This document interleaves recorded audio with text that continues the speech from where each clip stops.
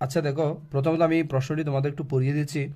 ও কেন্দ্র বিশিষ্ট বৃত্তে এবিসি ত্রিভুজে এ বি সমান 6 মিটার, বিসি সমান 8 মিটার। এ বি সমান 6 মিটার, এই বাহু সমান 6 মিটার দেওয়া আছে আমাদের। আবার বিসি সমান আমাদের 8 মিটার দেওয়া আছে। তাহলে আমাদের বের করতে বলছে এইসি সমান কত, অর্থাৎ এইসি বাহু সমান কত। তো আমি তোমাদের একটু ভাবার জন্য কয়েক সেকেন্ড সময় দিব, তোমরা একটু ভিডিওটা পজ করে একটু ভেবে নাও। এবার তোমাদের আনসারের সাথে আমার আনসারটা একটু মিলিয়ে নাও। দেখো এখানে এইসি, আমরা যদি কোনো কারণে এই ত্রিভুজটা একটু সমকোণী ত্রিভুজ বুঝে যাই, তাহলে আমরা অতিভুজের সেই সূত্রটি অ্যাপ্লাই করতে পারবো না। দেখো তো, এটা একটা ও কেন্দ্র বিশিষ্ট যদি বৃত্ত হয়ে থাকে, এই যে এটা যদি ও কেন্দ্র বিশিষ্ট বৃত্ত হয়ে থাকে, এই যে এইসি বাহুটা কেন্দ্র দিয়ে গেছে না, এটা একটা ব্যাস না।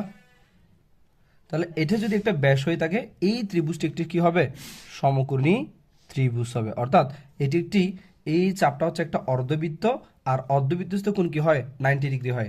এই যে এই বরাবর যদি তোমার ব্যাস হয়, অর্থাৎ একটি বাহু যদি এই বরাবর হয়, তাহলে ব্যাস বরাবর যদি আমরা এই পুরো বৃত্তটাকে যদি কি করি, কাউন্ট করি, তাহলে এই পুরোটাকে বলা হয় যে একটা অর্ধবৃত্ত চাপ। আর অর্ধবৃত্ত সবসময় 90 ডিগ্রি কোণ উৎপন্ন হয়। তার মানে এ বিসি একটা সমকোণী ত্রিভুজ, আর এ বিসি সমকোণী ত্রিভুজ হলে সমকোণের ঠিক বিপরীত বাহুটা হচ্ছে তোমার অতিভুজ। তাহলে এটা আমরা অতিভুজের সূত্র দিয়ে ইজিলি বের করতে পারি।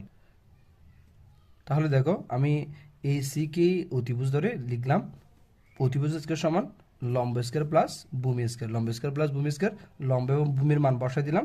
দেন বর্গ করার পর যোগ করে আমি এসি এর মান পেয়ে গেলাম কত, 100। তাহলে আমাদের আনসারটা হবে, সরি, এসি এর মান হচ্ছে 10। তাহলে আমার আনসারটা হবে কত, গ নাম্বার।